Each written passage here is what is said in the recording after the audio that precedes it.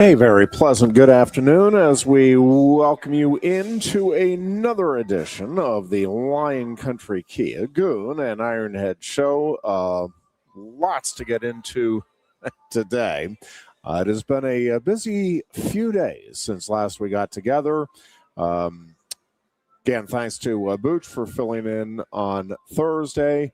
Goon and I both back from out-of-town experiences over the last few days. Goon, I'll start with you, and then we'll get into Blue White Weekend. We'll get into the Phillies and Pirates. We'll get into the Penguins and the Flyers and all of that stuff. How was? It wasn't about me. How was your Hall of Fame induction? It was wonderful. It really was. How was the speech? Some very cool things. We don't do a speech. They do a video presentation so that speakers, would-be speakers, the inductees don't have to worry as some would and get anxious about how that would go on the induction day. So good stuff. One of the nice things that they do with that. But yeah, it was really funny, man. We'll talk about it. There's some kind of surreal things that went with it. But down in sunny Florida, how were things with the Champions for Children? Yeah, Champions for Children down there. The Schanfelter family, I mean, hell, there was 30-some champions this year. Nice Penn State.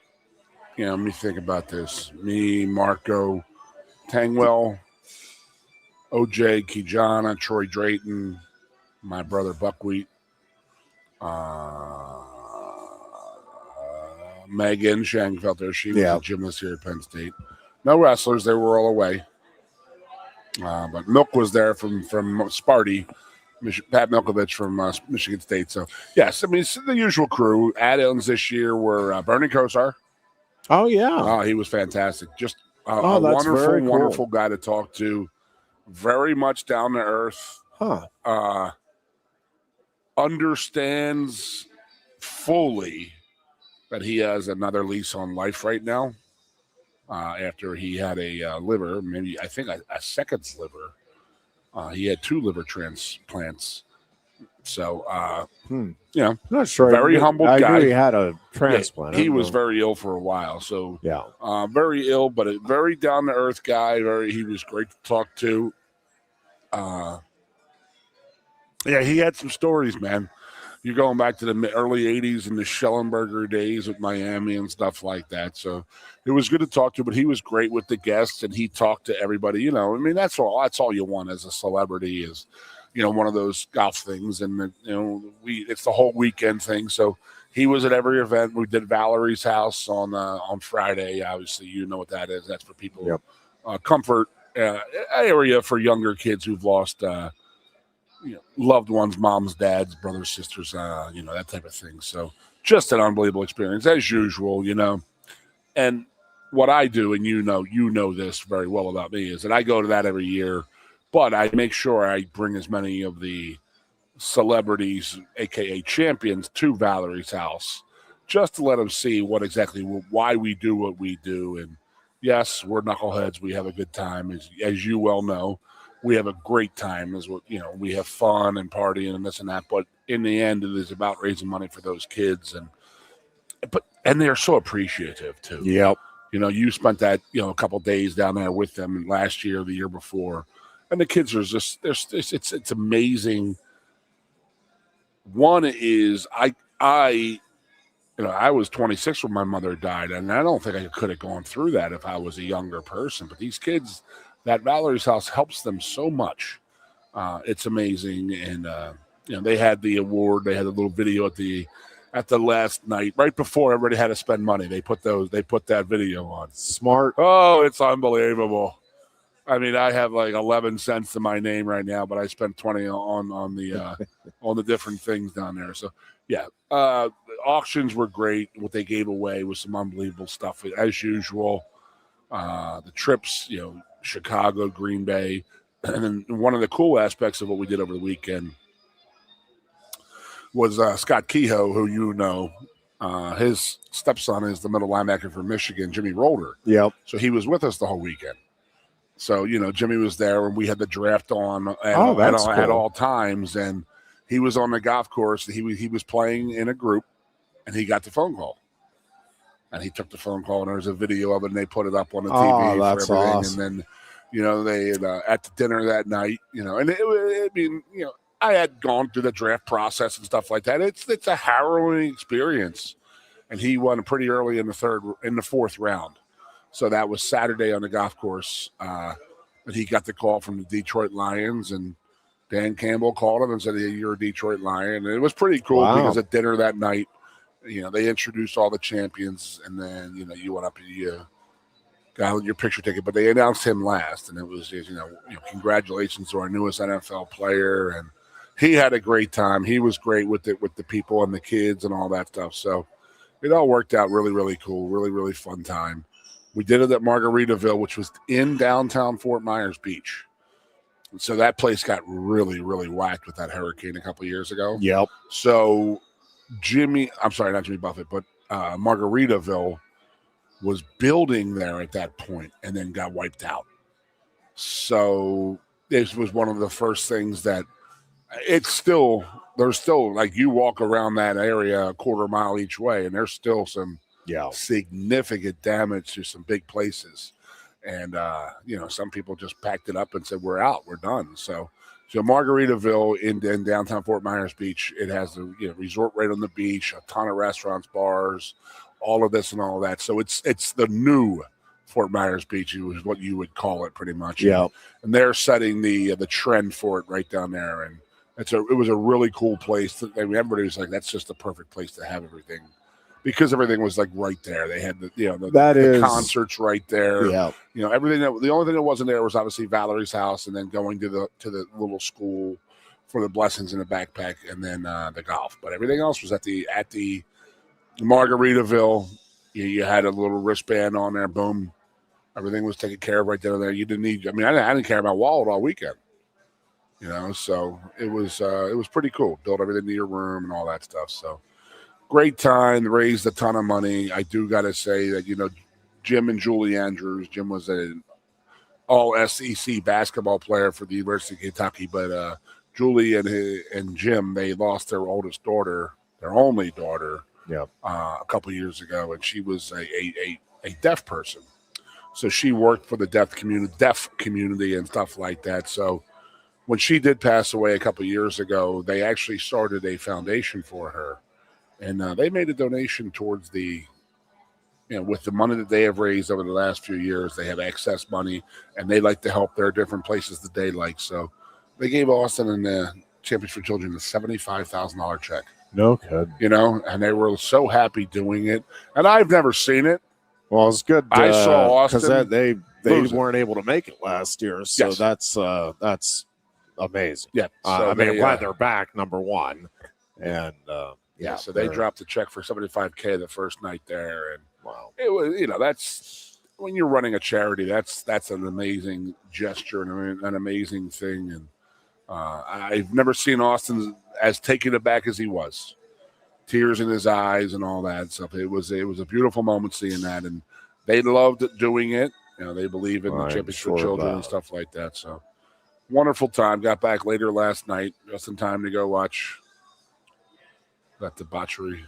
And it's a beautiful thing. It was. Did not see this coming. I knew it was coming. You knew it was coming. Two more, baby. The tickets are too pricey to not have these games continue on. So I'm just convinced of that. There you go. Into the conspiracy theories already. Yep. Oh boy. So so all in all, the tournament the whole weekend was just perfect. The rebuilding of downtown Fort Myers Beach, and just good time, good people, and all that stuff. They have a good amount of champions, and they, like I said, we had Bernie Kosar at it, and another guy was Matt Finkus from a guy me and Marco had played against from Ohio State. He was there, him and his wife and Matt's sister. So they were a nice little addition. They were a fun addition. They fit in perfectly with the crew. So now we got Michigan, Ohio State, Penn State, We got the Kentucky basketball guys. We got a lot of guys out there. There's a lot of there always has been a stronger with Austin's friends and being from Ohio, a very strong Ohio contingent. So bringing in Bernie Kosar and Matt Finkus, this is going to bring. I don't know if it's a good thing or bad thing, but more Ohio people. We got to watch out. Yeah, that's a fine line you're walking there, baby.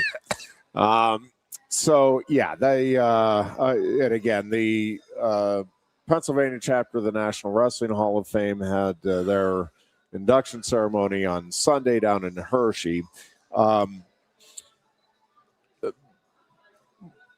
Really cool to see as many friends and family come in for me as there were. It was fun seeing some of the other inductees and their families as well. Some amazing stories and amazing accomplishments by several in the class. Few things. Just Hob Croson, who has been the president of the Pennsylvania chapter of the National Wrestling Hall of Fame since I joined the board. He was the only president I've known, but he's stepping down.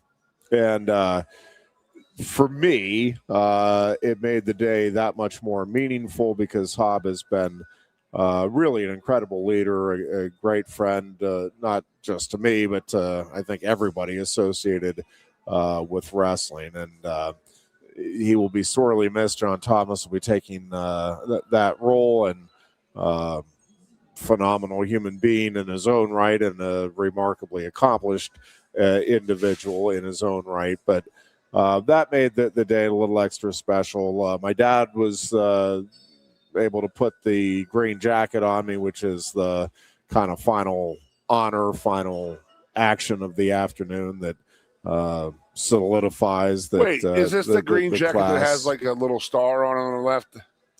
It's not a star, but it has an insignia. Yeah. I think I've seen it. Yeah, and so, but one of the cool things for me was aside from seeing everybody, and I had friends and family that made a significant trek to get there, and that is I'm truly honored by that. But a bunch of ads. You took one out in the program, and I didn't really get a chance to go through it while we were there. Just everything going on and trying to make sure I'm saying hi to everybody. And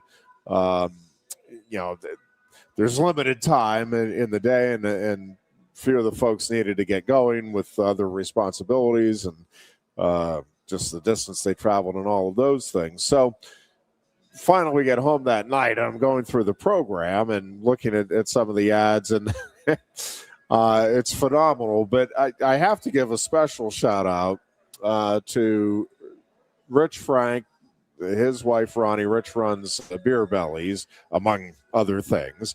And Rich has been a great friend, as is Ronnie.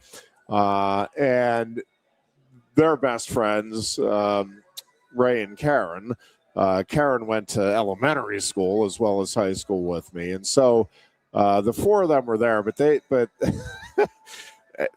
ad that they did is over the top. I'll try to remember to bring it in maybe Thursday and just share it with our viewing audience here, because it is an over-the-top ad, very flattering, but then they also did a blow-up version of it and framed it and gave it to me. And it is it's just a really cool memento to have, along with everything else that you get with being an inductee. So definitely one of the more surreal moments of my life to this point. It was really cool having my cousins and my brother-in-law and nephews, obviously Marissa and Reggie, and again, a whole host of friends and other family that were able to come in. So good bit of travel. Very special weekend, and I had a couple of friends who brought in, the Deer Horse, who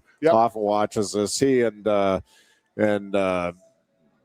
mutual close friend Mark, who went to Penn State with us, gave the Mad Turtle a Connor Griffin jersey, which the Mad Turtle had to wear Monday. Now, we ended up not going to school Monday because we came down with strep throat on the way home. We started not feeling well, and so yeah, he's on the mend, but missed some testing yesterday and some other events as a result. But had the Connor Griffin jersey on all day, nonetheless. So just going to replace Tatis. Very, very generous friends. He likes Connor Griffin. I don't know.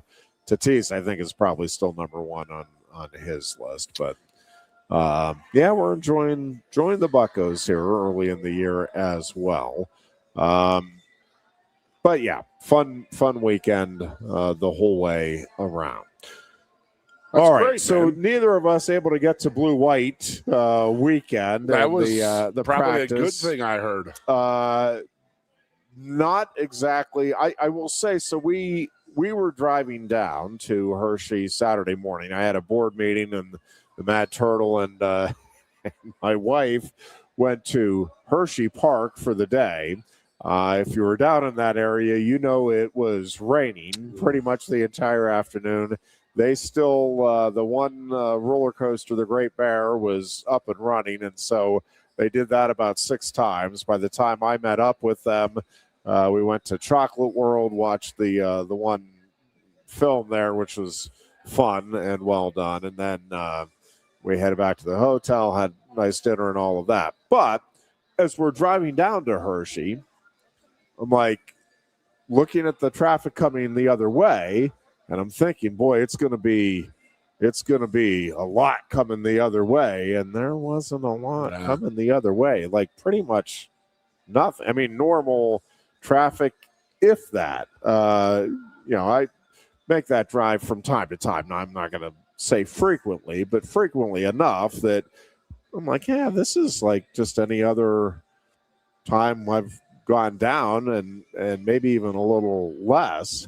And so started to wonder, I wonder if this is going to be as well attended as normal. And yeah, I get the weather wasn't great and all of that, but new coach, all kinds of players, and I get the new format and all of that. I don't know. I was surprised at just how sparse the attendance was for the practice. And again, I get it. It's a different thing, and I'm not blaming anybody. Again, I wasn't there. If it was not a great weather day, but traditionally there have been other non-great weather days that you still get 35, 40,000 in there, and that not the case.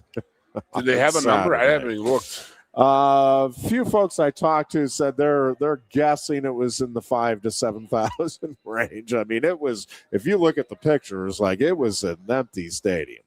Wow. So yeah, it was a little surprising. I know a lot of people who did come up. They just decided they weren't going to go and weather the storms. I guess. I know that downtown. I know that the 3 people I've talked to in the bar restaurant business all had fantastic weekends. That's 100% due to the weather, because we can watch the thing on TV. I'm not going to get wet or get pneumonia because it wasn't a hot day. It was a cold, brisk day. I mean, that is. You ever want to guarantee a weather day? Just say it's a blue-white game. I came up here. Remember, I was a senior in high school. I came up here, and holy God, I remember the blue-white game. I remember because there's 2 things I remember: how damn cold and like wet and blistery it was. It was like one of those things that was like you just like cold. You like walked out. Oh God, it's like brutal. And then it was. The north of the end zone was not done yet, so that's when they put the cement seats in up there. Yep. So all they had was the 4 or 5, iron or steel piers that were there. They were going to put the seats on. Yep. And I thought that was so cool, like the forks they looked like. You know what I mean? Yes. And then the next time I got up there, I mean, maybe that was my junior year, I think. Maybe it was senior year, I think.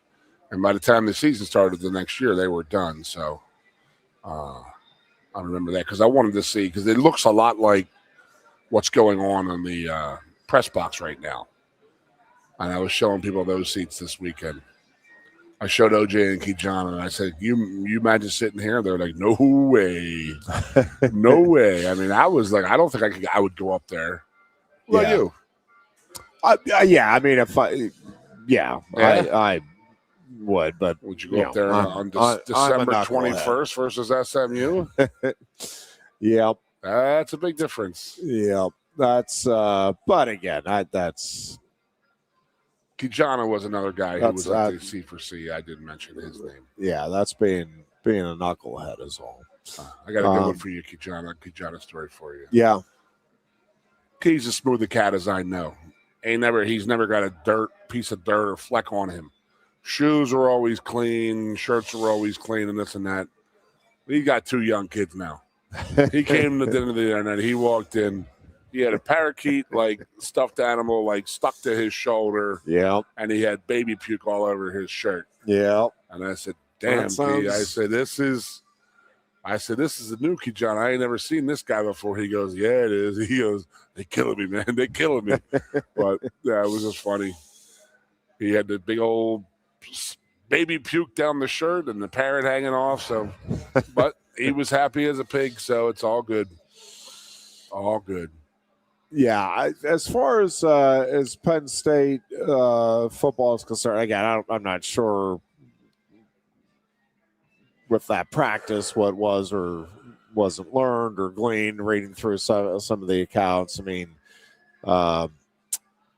receiving core sounds promising, but again, it's one of those things where I always with those spring games or practices now, it's all right. Is the quarterback looking great because your secondary stinks, or are the receivers looking great because your cornerback stink, or the whole way down the line? And it's like, yeah. I mean, again, I think they have an outstanding secondary, so I do think that passing game has a chance to be pretty darn good.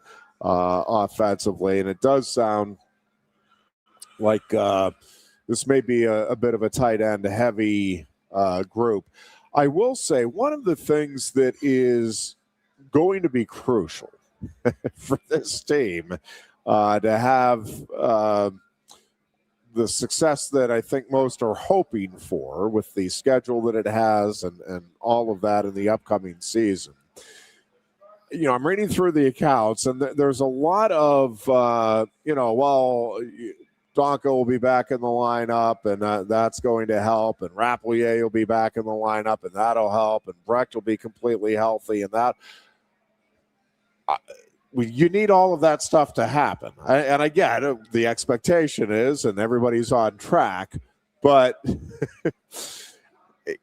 it's being presumed that everybody where we're going to be full bore. All of these injuries will be fully healed, and nothing's going to happen between now and then with the rest of the injuries are always part of this equation, and there are a lot of key pieces right now that are either out for spring or on the mend and not there yet, and you have a whole summer to go, and hopefully, again, I'm not obviously wishing anything. I'd love to see, Penn State just has everybody completely healthy, and they roll through the whole season that way.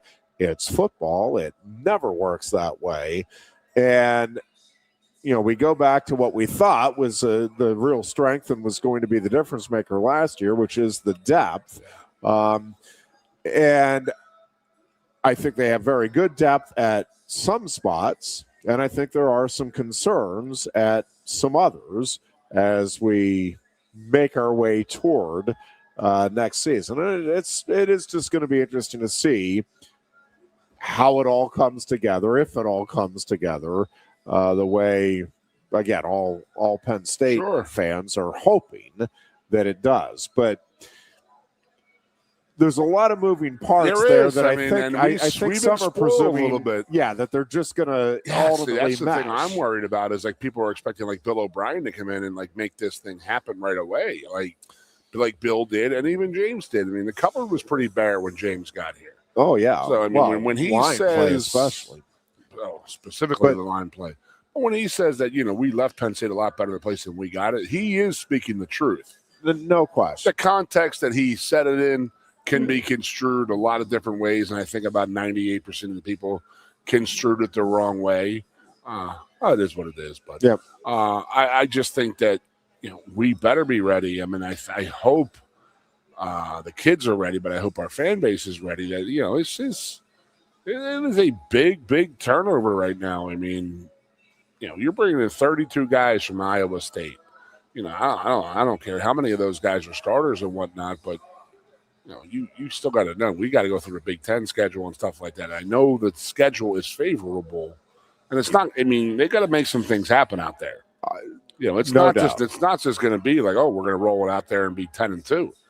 I mean, Coach Campbell's got to make a lot of good decisions, and his staff, which was pretty unbelievable hearing Terry Smith talk this weekend about. Yes, we're going to get into right. that's it was. And listen, I think when we are a very impatient society these days, and I'm an impatient person, so I fit in well with it. So I get it as far as it goes. I just the one thing with this is that I do think there is a lot of there's going to be a learning curve. And again, I'm very impressed with Matt Campbell, very impressed with the staff and all of it. But they have not been through the Big Ten. And I'm not sitting here telling you they're going to get overwhelmed by it, but I'm telling you it is different than the Big 12 and getting through a season. And they realize it. Again, it's not that I think that they're just blindly going about their business and thinking, no, this is just the same. I think they are doing everything they can to prepare for it, and I think they understand the difference and the grind that it will be. But going through it, experiencing it, right, is the only way you can truly get an appreciation for it. And on the other side, the kids that have been at Penn State, again, now you're getting acclimated to a new staff. And again, it seems to be going very well if we're to believe all of the reports coming out, and I do. But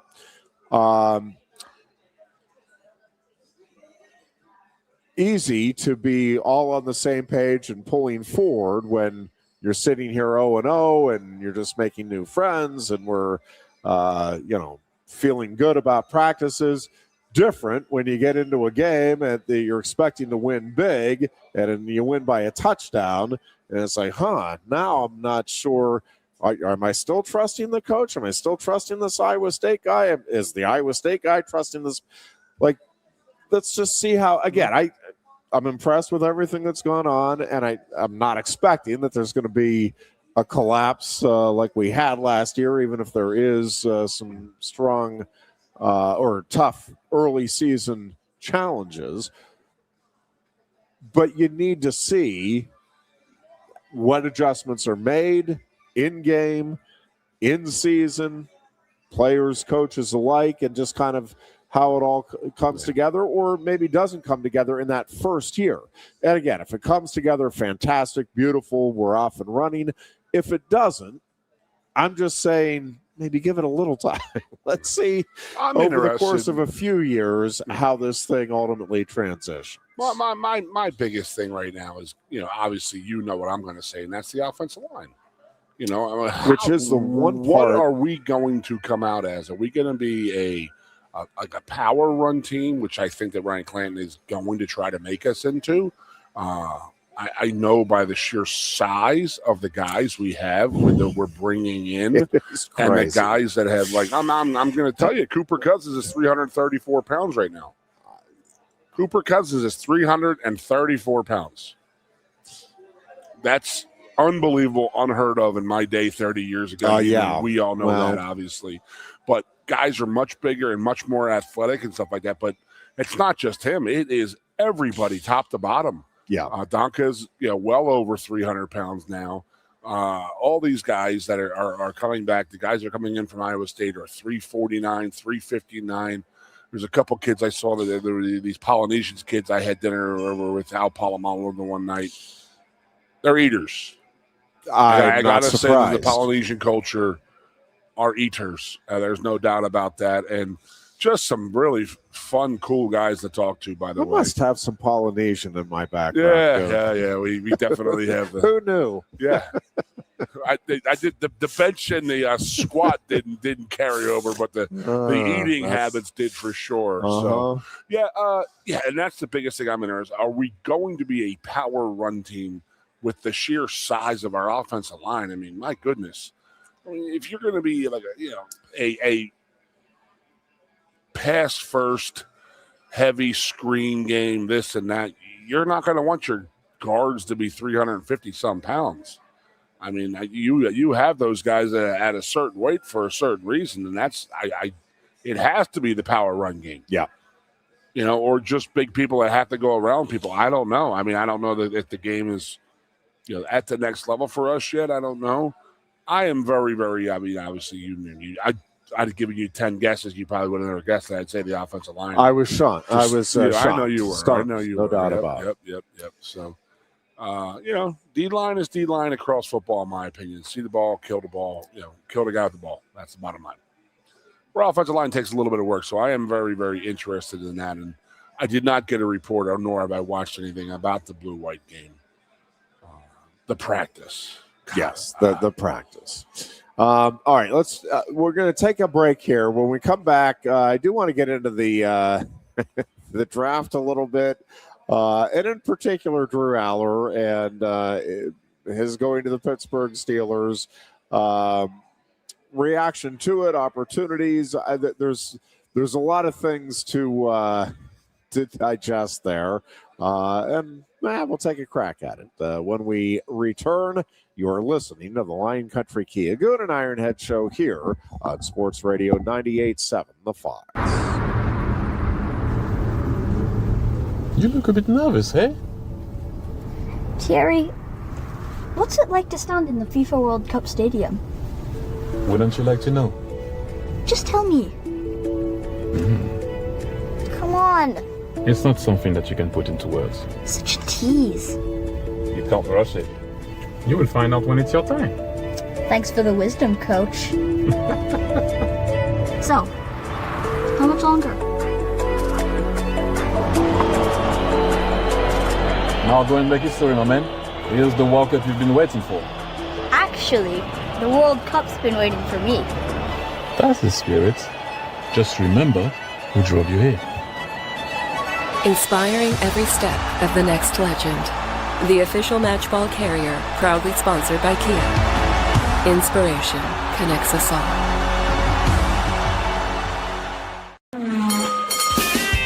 If you love wings, if you love rings, and all kinds of other tempting things, great times, great food, get to Quaker Steak Lube. Get our Best Wings USA, signature sauces, mouth-watering appetizers, or any of our delicious award-winning lube favorites.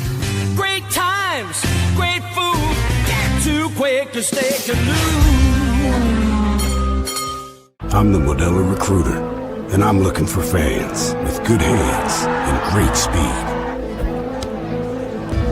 The ones who stay focused and never miss a play. They go the distance on game day, even when their team is away. I'm always watching, always looking to reward more full-time fans. Because football isn't really football without you. Lusk & Associates Sotheby's International Realty proudly presents the introduction of our new State College office at 314 South Borough Street in State College. At Sotheby's International Realty, we advertise locally, nationally, and internationally, bringing the best of advertising and promotion to each and every one of our properties, big or small. Call now. A lot has changed about State College. One thing that hasn't is W.C. Clark's Coffee Roasters on 234 East Calder Way. 30 different varieties of specialty coffee beans sourced from over 25 countries and roasted with love each morning in Happy Valley for over 45 years. They'll ship their fresh roasted coffee from their doorstep to yours. Order online at statecollegecoffee.com. That's statecollegecoffee.com. Hi, welcome to Timberland Federal Credit Union, a financial cooperative for its members, tracing all the way back to 1973. Experience Timberland Federal Credit Union, where you're greeted with a smile and financial solutions are tailored to your unique life journey. Here, we're not just financial professionals, we're your neighbors, people invested in your financial needs, literacy, and empowerment. Your dreams matter to us, whether they're about buying a home, growing a nest egg, or embarking on new adventures. TFCU draws from the past and invests in the future, offering modern tools like online banking to give you the freedom to manage your money practically anytime. Additionally, we're passionate about giving back both time and resources because enhancing our community is at the core of why we're here.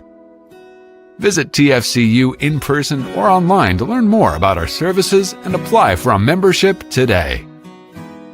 WFXX, once again, the Fox, your sports radio.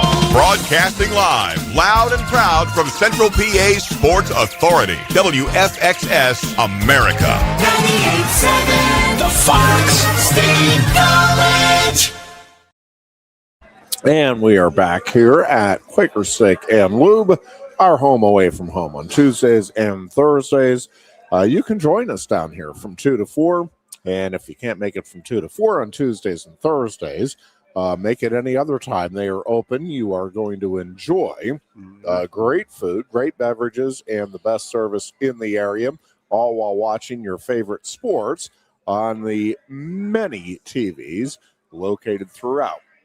Quaker Steak and Lube, of course, today being Tuesday means the all-you-can-eat wing buffet will be getting underway at 4 o'clock as we go off the air here this afternoon. So I pull in my parking spot today here for the show, and I'm looking at, $10 gift cards that they're giving away right now. And if you purchase $20 in gift cards, you get a $10 for food only gift card.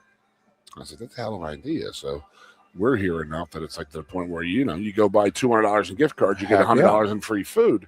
And he goes, and the better part is, he goes, and on top of that, if you get a card as a frequent customer, if you buy one of these gift cards, you get a ticket to redeem as many times as you want for 20% off your food the rest of the summer.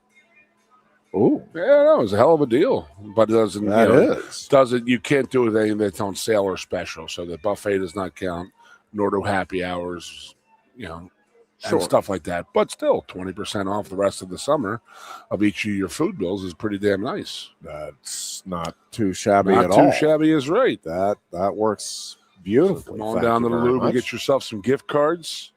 Brenton will be here selling some gift cards, and he'll be talking about fine idea. The Pittsburgh Penguins. Oh, the mighty Penguins. That would be the mighty Penguins. Yeah, everybody's Goon's friend today. You hated me last week. Now, everything's good. Yeah. Pittsburgh. Still two more. You got to win 2 more, Ironhead. Yeah, we got it now. It's in the bag. I've been confident all along, Goon. Others were worried. I said all along. You said it last week, repeatedly. I'm like, that's okay. Let me check my texts of who exactly called and said, just sweep them, get them out. Just sweep it already. Get them over with. I can't watch this team anymore. Out of our misery. And then now it's, we're the greatest team. Stanley Cup, baby. Here we come. Sid and the kids, baby. It's now obvious they are on their way. What a series, though. This is exactly what you wanted as a fan. And I'm watching last night, and there's a lot of people bitching and complaining about, everybody's calling Philadelphia the scumbag hockey team, and but then last night the Penguins out scumbagged them, in my opinion. It got pretty good. It got really ugly, and I was like, hey, that's hockey. I'm not complaining about that. Yeah. But if they go both ways with it, so who knows? If the Flyers come out gooning up on Wednesday night this week, what are they going to do? So I'm watching the thing with just one thing, and that was Manthra. he went into the goalie pretty damn hard and low, and then he came up and took three uppercuts and haymakers and connected on 2 of them with 2 different guys, and not a penalty was called. It was just like, it was just boys will be boys, but that's playing fine. hockey. That's fine. It's the season of the face rub. It's that time of year of the face rub, so I'm cool with that.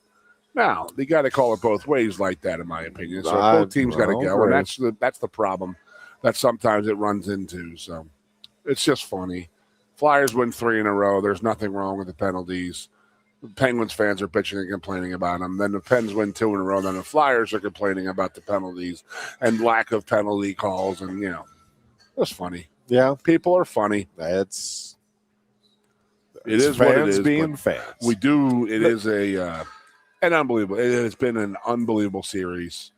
And the fact that you still have at least one more game of them, I'm very, very cool with that. Yeah, hopefully, from the Pittsburgh perspective, there's two more games remaining in the series, and then advancing. So somebody said they're not gonna let it go. They weren't gonna have a sweep out of that. The tickets were too expensive. So I'm telling you, I'm hearing prices of what people are paying for Game 6 right now, and I'm like, man, I'm buying 200-inch televisions for that kind of money. It is pricey when you get to the You're playoffs. a fan, and I'm a fan, but I'm rivals. never going to do that. Yeah, I would never. I will never say never. If I win a lottery sometime down the road, I guess if you had that kind of coin, it'd be a little bit easier. There, but yeah, the opportunity doesn't exist right now. Is all. But hockey is one of those. It's how the puck is rolling that day, and you miss a shot off the back of over the net, and it comes back and hits your goalie in his butt and goes in the goal for the game-winning goal. It's not your night. Pack it up. It's not your night. It's not going to happen. Fair enough. Yeah, but it is what it is, and that's the thing. I mean, how many times have we said, even when it wasn't the Flyers Penguins, how important a hot goalie is? And, Flyers had that for the first 3 games, and then Lovelotter let a couple softies in the last 2 games. So he needs to throw that shutout or do very well for Wednesday night for them to continue on. So, but both, how much do you love it? A lot more now than I did last week. That's for sure. A little bit. We're on the mend at the moment, but when you look at the again, the goaltending change, obviously big for Pittsburgh, and sometimes it's just the mindset, right? It just is. Hey, we got to change something up. This is something that you can change. And, I do think who knows what's going to happen. I like anybody that's telling you they know. They don't know. I mean, everybody can make predictions, and, I'd love to think I have an idea how it'll go. You don't until you get out there and see on a given night how different guys are responding. Again, the health, and again, we probably don't know all of the aches and pains. Is Crosby going to be full bore here tomorrow night? Again, nobody probably at this stage of the season or this stage of the series is, feeling completely 100%. Man, yeah, just feel great. Did that puck to his knee look painful or what? My goodness, very. So, but how much does that impact him, tomorrow night? And again, at the same time, that one stands out, but you just don't know who all's dealing with what.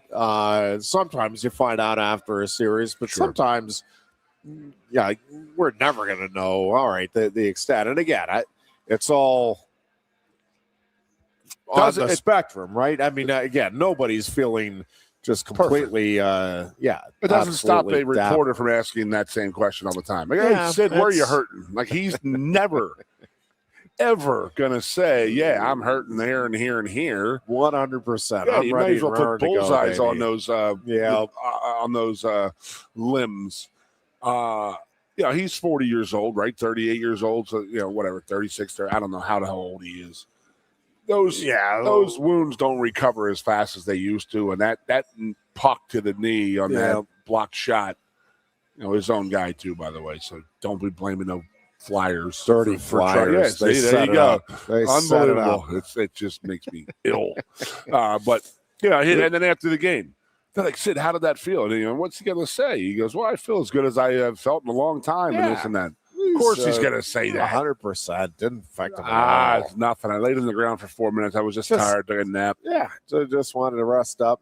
Now I got my rest, ready to go the rest of the way. Yeah, it'll be a scene tomorrow night in Philly. No question about that. We'll see.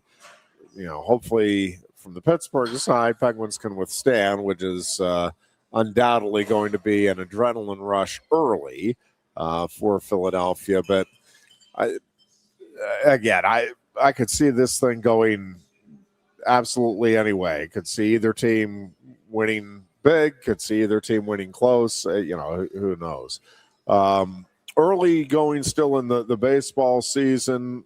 Pirates are doing all right. Yeah, I think Rob Thompson's going to get the Phillies turned around. Yeah, Rob Thompson's going to. That's what he's got going on. In Rob, he has that clubhouse, and I know it's been a tough stretch, but it's he'll get it turned around here. Well, what's that? It sucks. No, he won't get it turned around. Topper got released, and it's like he was one of those guys that was like, "Well, you're the figurehead, you're the head of the organization right now, so we're gonna get rid of you." Yeah, and the guys firing him should be firing themselves.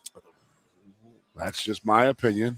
But, well, the Pirates have got to figure out this bullpen. Santana. I mean, that was a game against the Cardinals last night.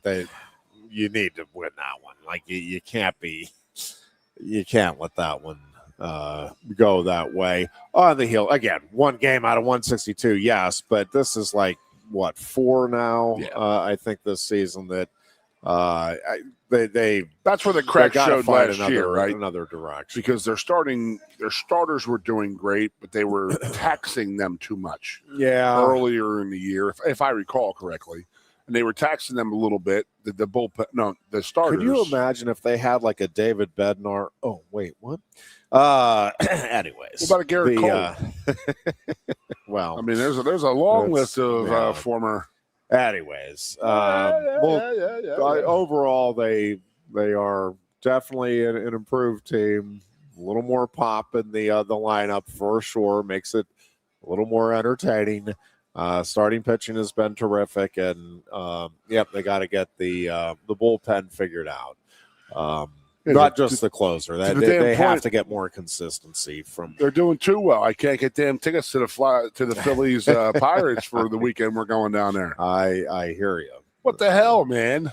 Yeah, I said they can't have that so early in the season when teams are doing well. So I didn't hit me yet, but. It just said that the Phillies are tied for the worst record in the major leagues right now in the National League with the Mets. 9-19. Yeah, the Mets have been disaster so far. Yeah, which is fine by me, but the problem is that Atlanta's running away with the division right now. Report that Alex Cora the Phillies did reach out to Cora apparently, and he said no. I'm good right now. Of course, he was let go by the Red Sox earlier. Yep. Well, I don't know if they had trash cans in the Philadelphia dugouts for Cora to do his little. Fair enough. They couldn't get the so they had to back up and take Don Mattingly. Yeah. I'll take Donnie Baseball as the manager of the Phils right now. I mean, there's a professional guy. Not a bad replacement. No, he's not. I don't know. I mean, he has had a chance to be a manager in the league a few times, so maybe he has learned a little bit. So be interested to see how they do. I mean, you know how it works. Everybody, the organization, all right, okay, geez, they just cut the head coach, the manager, so they just got rid of him so they can get rid of me at any time. So everybody starts minding their P's and Q's a little bit. Yeah. Everybody starts making a little bit more hustle plays here and there. So very, very interested to see how the Phillies go about right now. Yep. Hey, there's my old friend Jeff Powers, former friend. So can I tell you a story? Go ahead. So I got some Philadelphia fans here that, my wife's friends and myself, we have some friends that are, Flyer fans, Philly fans in general. So the first 2 games we were all together and we're like, we're not, you can't go anywhere else, right? You have to watch this game. Absolutely. So we leave Wednesday for Florida last week. In the Flyers game Wednesday night, there were 6 people in my home without us even being in the state. They just went to the house to watch the game. So it was, they're sending messages, and I got them pretty good at Ironhead.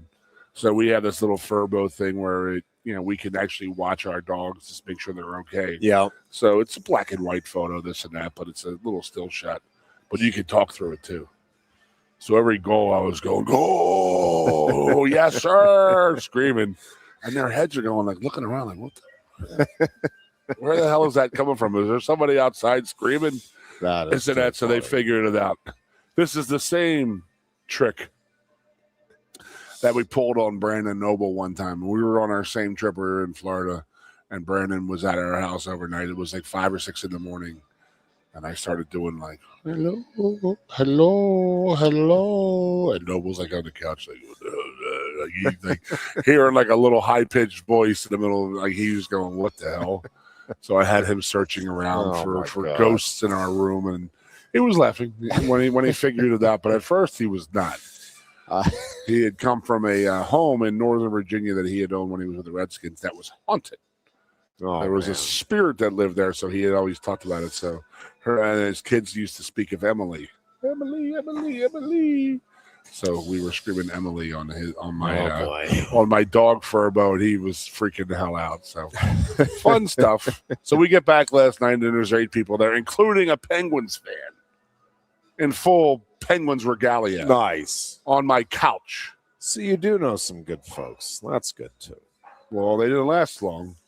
No, they stayed. I'm not.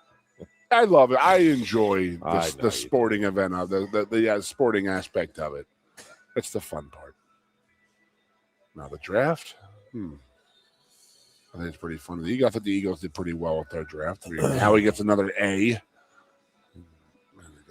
He had problems early in his career with overstepping to get that first round pick, but he backed that off a little bit and is doing a hell of a job right now. So I like the kid lineman they picked up from USC. Looks a little weird. Looks a little psycho out there. Well, so the Drew Aller pick to the Steelers is obviously getting a lot of attention in this area, and Steelers Nation, Penn State Nation, all of that, and even a lot of the national analysts weighing in on different things. Again, same thing with how Game 6 is going to go in the Penguins-Flyers series. Nobody actually knows how this is going to go for Drew Aller in the NFL. But a few things. One, I do think that I know there are, and I think there are legitimate questions about Aller's makeup in pressure situations. There's no question that he struggled in the big moments, in the big games during his Penn State career. There is also no question that, and Terry Smith talked about this. I had to go into Terry that and there were many folks that were saying it, and I was not one of them because I'm like, well, I think maybe, but I mean Terry Smith is telling us now. Yeah. No, we were trying to put the square peg in the round hole. We all saw it, and yeah, so that was at least part of the equation here, and why it wasn't adding up. Drew Aller's talent versus the results on the field. I think also when you look at the receiving core, and I did agree with this, I mean, the receivers were not helping Drew out the way you would expect a big-time quarterback prospect to get that help, and the turnover at offensive coordinator did him no favors. Like that is a lot to be constantly going through. So I think it was actually the dear aforementioned horse who texted out to our chain of college buddies, how are we feeling? Excited, worried, basically happy, not happy, somewhere in between. And most of the folks are not happy. This isn't going to go well. And I'm like, I'm super excited. I think this is awesome. I said, first of all, it's a third-round pick. They didn't reach there. I've seen a lot, not a lot, but I've seen the comparisons to Kenny Pickett. All right, here we go. We're going down the Kenny Pickett. This was a third-round pick. Are you not seeing the difference between they didn't spend the capital on Aller that they did on Pickett. So if it doesn't work, I mean, if he gets cut in training camp, okay, third-round picks get cut all the time. It's not an indictment on your recruiting process. They needed a quarterback. The Steelers, with Ben Roethlisberger, have shown as an organization that, yeah, you know what? A big guy that has a strong arm in this division, probably a pretty good way to go. And again, if it doesn't work out, so be it. But you have Aller basically staying at home, an Ohio kid in Western Pennsylvania. That's pretty nice. The support structure and all of that, not far away. I think that is a benefit for anybody. I think the fact that you have Mike McCarthy now as your head coach in Pittsburgh, I mean, what does McCarthy do? He coaches quarterback. He coaches up quarterbacks. So, again, I'm not sitting here guaranteeing anything, but I am presuming that Aaron Rodgers is back. I know it's not set. I think it's clear. And maybe I'll be proven wrong. I think it's clear Rodgers is coming back for one more year. I think the organization and Rodgers both have a pretty good feel that that's what's going to happen. If I'm right about that, and I think I am, that gives you a year for Drew Aller to, if not get tutelage, and I don't know what the relationship will be like there, but he's at least going to get to see up close and personal one of the all-time greats, and admittedly at the end of his career, but you're going to see, all right, this is how he goes about his business. These are the things that work. These are maybe things I need to work on. McCarthy will do that with him, and I do think this quarterback room is interesting with the Steelers now, because I still think that the jury is out on Will Howard. Again, at least from the public. Again, maybe they have a feel one way or the other inside the building. And I don't think Aller's I had a friend reach out to me saying, does this mean they've given up on Howard? And it's like, well, no, you don't. Like, at most, I think that you have Rodgers for one more year. You still want to have, in this league, ideally, you want to have three quarterbacks that are ready to go. Now, they have four now in the mix, and that's, again, maybe you keep one on the practice squad or whatever. But I do think you want that competition, for one thing. You want to see, all right, which guy is, steps up when the competition is there. And again, I think that the combination of the tangibles that Drew Aller brings, and including his size, and the fact that you have Mike McCarthy to work with him, I'm super excited, because I think this is about as good of a situation as Drew Aller could have. And we talk about it all the time, Goon. Like, so much, I believe, the success of a quarterback in particular in the NFL, it's, well, did you get to the right organization? Are you with the right coach? Did you come in at the right time? You have the right players around you. And I think in all of those regards, I just think this is a darn near perfect situation for Drew Aller. Now, whether or not again, he ultimately pans out and becomes that guy that's your starter for 10 or 12 years. I don't know, but I think he has a going to shot. be given that opportunity. I mean, he is going to sit a year and be coached by Mike McCarthy and sit behind Aaron Rodgers. Yeah. And be competing with Will Howard. Yeah. I think that it's a good. Is it Rudolph, right? I think that he'd probably be the odd man out there. I don't know. I'm really curious to see how that breaks, because he right now, again, to me, is the surest thing as far as, we know that guy can serve more than adequately as a backup for a short period of time. Anyway, and that if you're looking to win now, so I don't know. I'm curious to see how that unfolds. Who are the three that presumably they only keep the three on the roster. Now again, maybe you put one on the practice squad, but then you're eligible. You know how that works. Yep, you're eligible. You're not going to put a Drew Aller on there as a third-round pick that anybody can take right then and there. So you wouldn't. Will being a sixth-round pick, maybe, and maybe they have a better feel because they've seen him. We haven't. He was hurt all last year. Yeah. Let's track back to what you said, and this is an unbelievably good opportunity for Drew Aller. I don't think he could be put in any better position than he is than that in that regard. They're looking for that new quarterback, and it's an organization that only thrives when they have strong quarterback play, so they go after some strong quarterbacks. So I think that, if they can get him going, and, we said it, I don't know if you liked when I said it, but, there's always that guy who tries to make a hoe into a housewife, and an NFL coach. I mean, even Bernie Kosar said that this week. He's like, NFL coaches, they feel as if they can coach anybody. They feel as if, like, oh, I'll get him. I can change that. I can change that.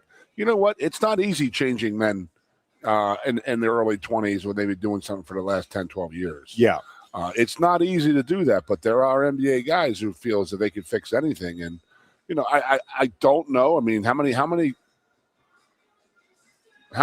coordinators did Drew have here? 3? Well, that's the thing. So I think with Drew Aller, I think this is a guy that is dying to learn. I think he is eager, and if I again, outside looking in, but I don't think he's going to have any problem with if they say, listen, we need to completely change your mechanics on this or that.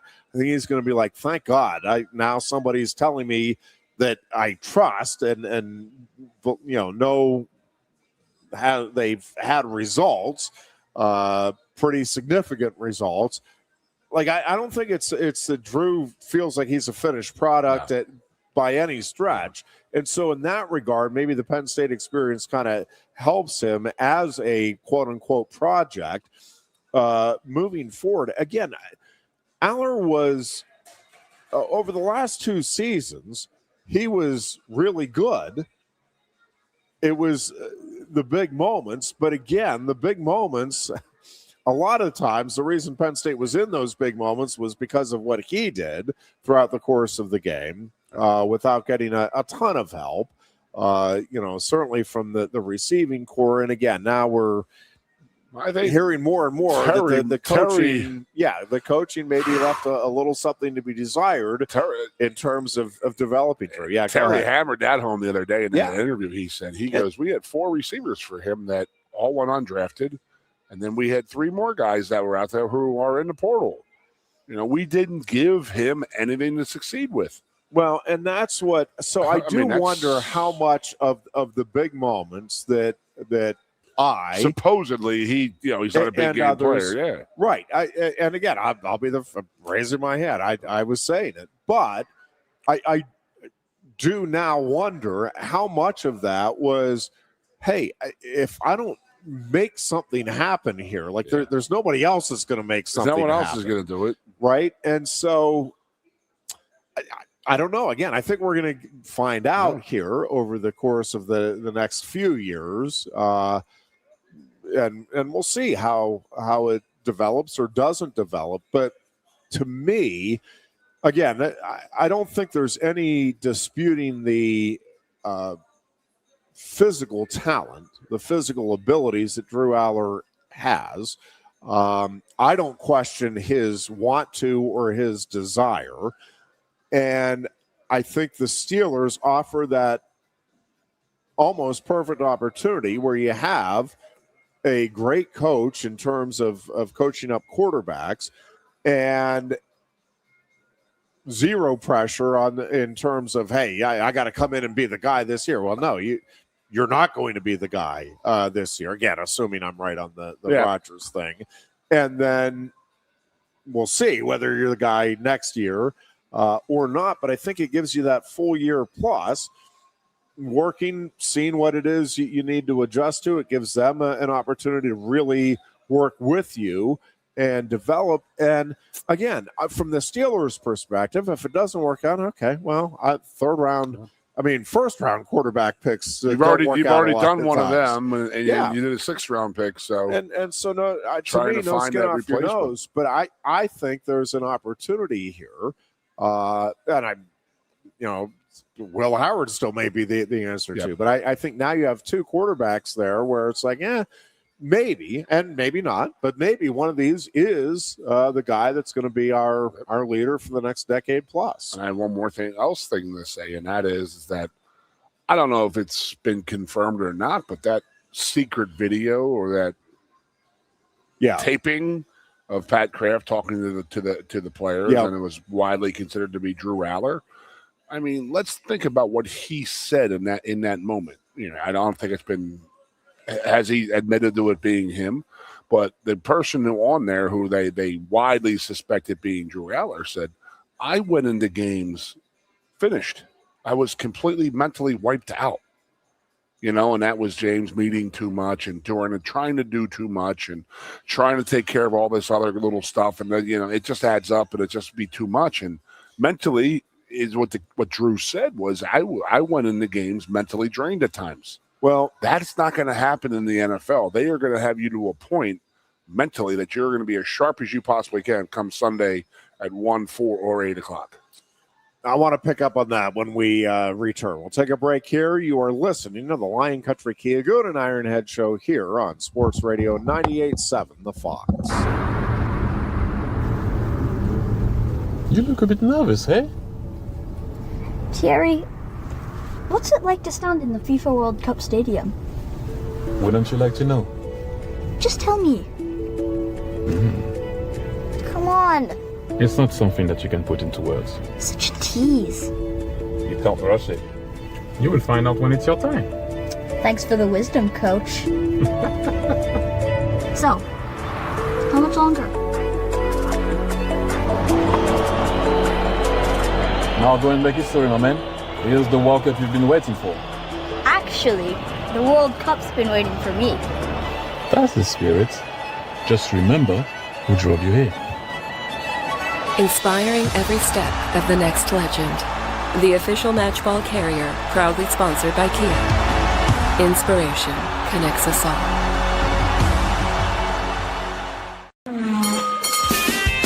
If you love wings, if you love rings, and all kinds of other tempting things, great times, great food, get to Quaker Steak Lube. Get our Best Wings USA signature sauces, mouth-watering appetizers, or any of our delicious award-winning lube favorites. Great times, great food, get to Quaker Steak Lube. I'm the Modelo Recruiter, and I'm looking for fans with good hands and great speed. The ones who stay focused and never miss a play. They go the distance on game day, even when their team is away. I'm always watching, always looking to reward more full-time fans. Because football isn't really football without you.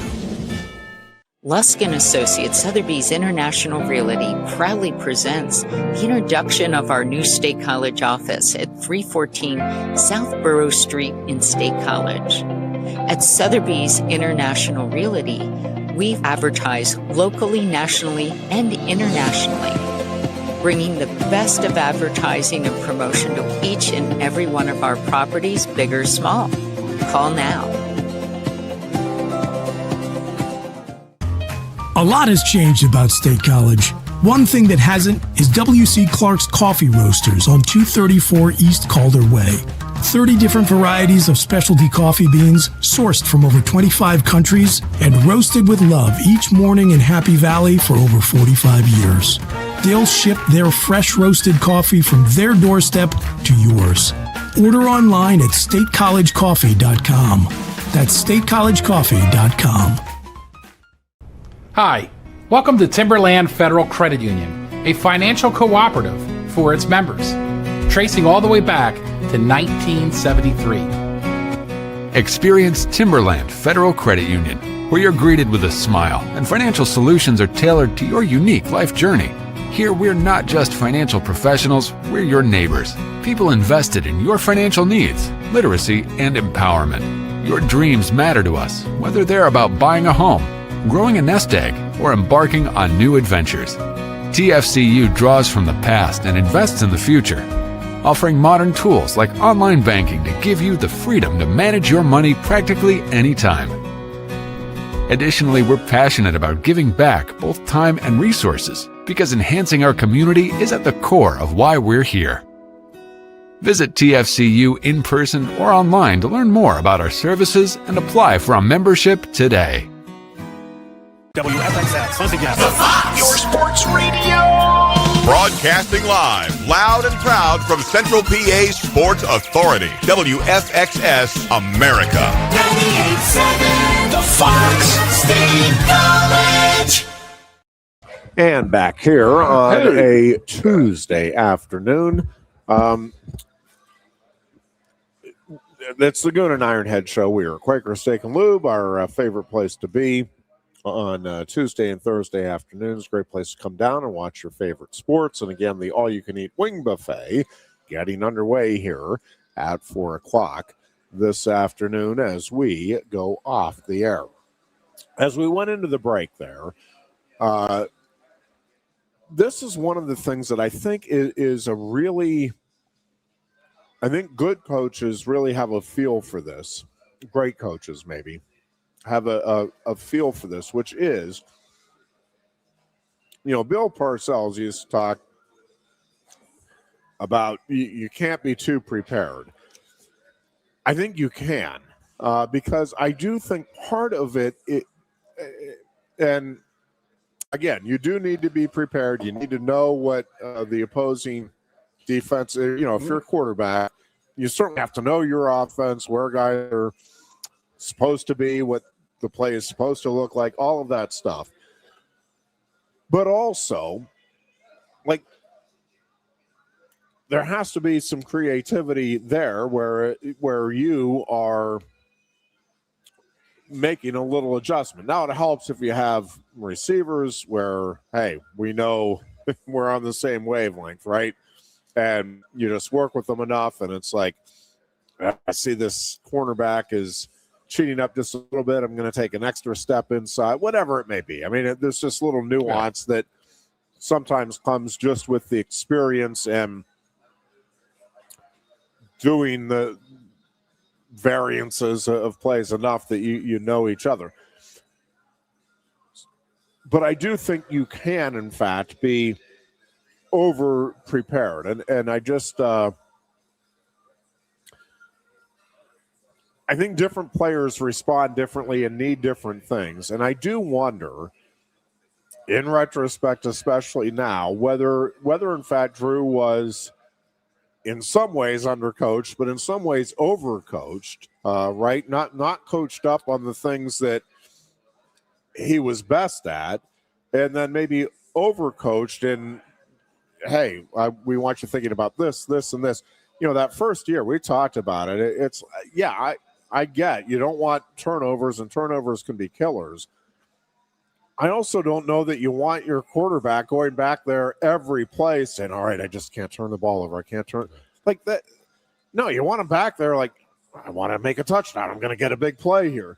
If your thought is, no turnover. Oh, there's a defensive back there. Okay, when you're checking down every time, if that is your overwhelming thought,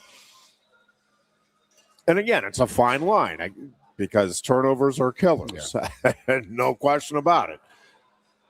You can drill something in somebody's head so much. Yes, and having the occasional turnover, if you are getting tremendous production otherwise, right, is not the end of the world. If it's the whole touchdown to interception ratio. Well, if over 12 games you're throwing no interceptions but 5 touchdowns, well, that's not the no interceptions is great, but give me somebody that's throwing 30 touchdowns and 10 interceptions. Correct. I'm going to take that because, all right, every now and then you're taking a chance and somebody's making a play, but more often than not, you're making the play. Part of that, though, you have to have receivers that are out there making plays for you.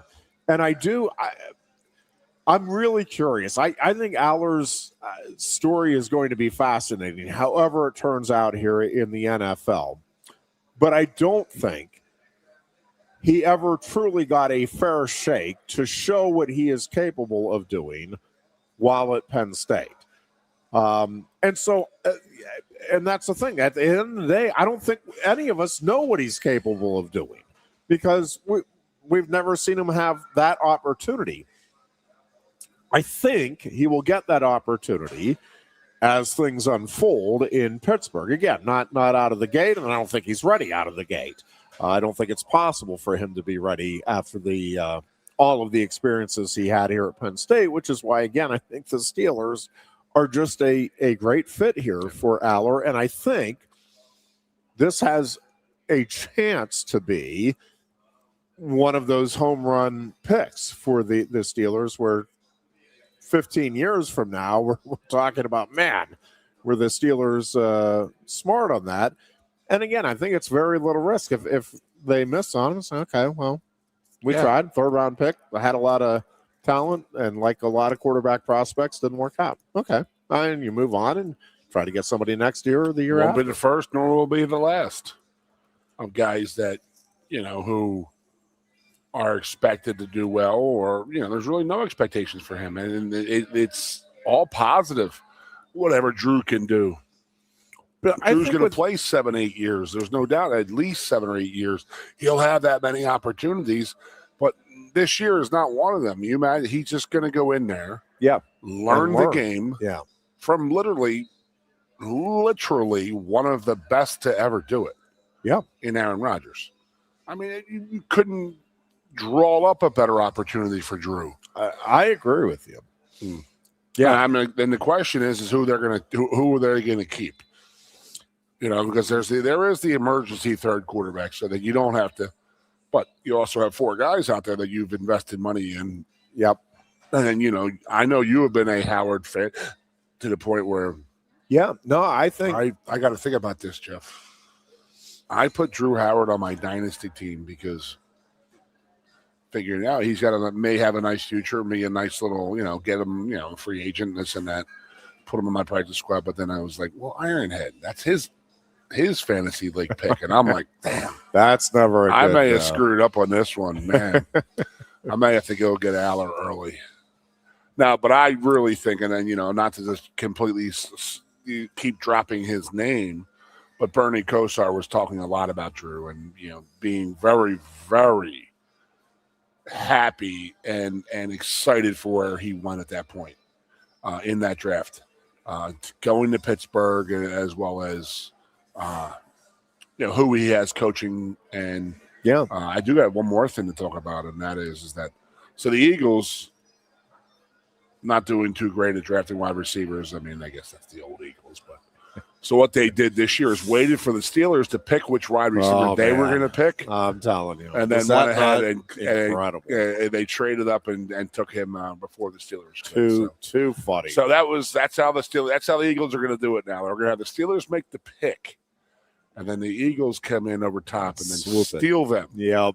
That was Steal them. one of the more. So what they did is they traded Amazing. a Game 5 Flyers Penguins win, and they said we're going to take your pick here. Well worth it. Well worth it. Very much worth it.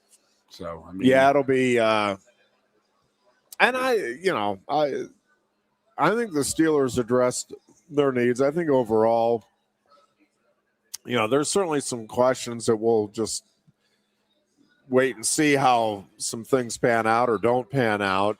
But in terms of addressing the needs and getting positions that they needed filled, now whether or not it's with the right guys, again, is what remains to be seen. But they needed to get a punt returner. They needed to get receiver help. They needed to get offensive line help. I think they needed to at least try to address the quarterback situation. I think, again, they did all of that. And whether or not, again, it was a successful draft is going to depend on how these guys ultimately pan out or don't.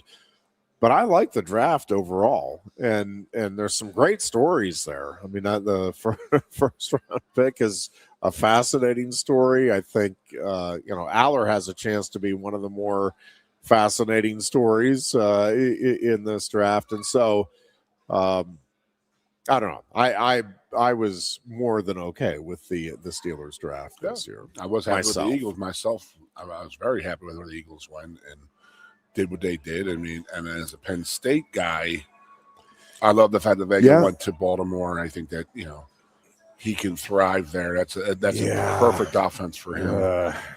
You'll be fighting him for a few years there, buddy. Yeah. But I was happy with all the Penn State guys going. Now, I thought Denny Sutton would go a little higher. I didn't realize he was going to drop until the fourth. Was it the third or fourth round? That's just he was a day one guy, and going into the year, I thought with the year he had the year before, but it's also a little bit easier being the second guy up to Abdul Carter last year versus then being compared to them being the first guy who you got to make plays out there, and he did, but didn't seem to make as many as he had his junior year. So, but I think he ended up in a good place in Green Bay. Yep. He's going to be opposite of Micah. So, I mean, hell, there's your little, help me out here between those two right there. Yeah, and I think I am really curious to see how the running backs fare. Singleton goes to the Titans, and I think has a chance to carve out something special there. And I think Katron Allen with the Commanders, that feels like a home run for the Commanders to me, because I think Allen in that offense especially can really thrive. Like I think he can put up over the course of a career there some pretty big numbers. I think he's going to be. I think at the end of this upcoming season, people are going to look back and say, "Man, that was one of the value picks in this last year's draft," because I think Katron Allen is still one of the underrated guys out there in the country, and I think I don't know. I'm curious to see how both of those guys fare. You're going to go back to the next level. You and I have said some things over the years that we both agree on, and that's tread on the tires. And Allen and Singleton, they really, really, really helped each other out, in their careers here. They weren't being overfed and this and that with runs and take unnecessary hits. They were at there half the time. So both of those guys are ready to go in the NFL. They are game ready and ready to go. Yeah. And they will compete early, and they will do very well, the two of them. Yeah, I think again,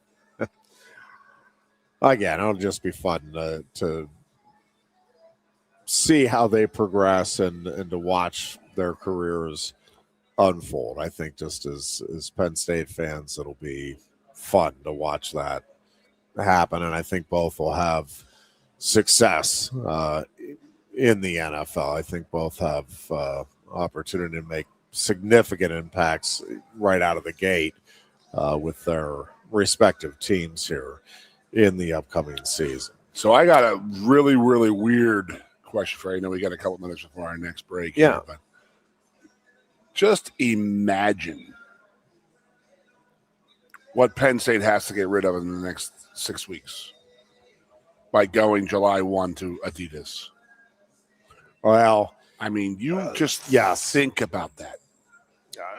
Yep.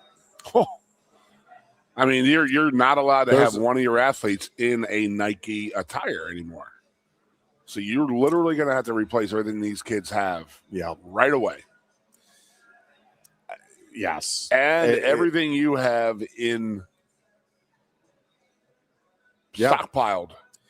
You know, I'd be interested to see. I mean, I didn't know that the game was that lightly attended and like less than $10,000. So I can't imagine that the Pagula,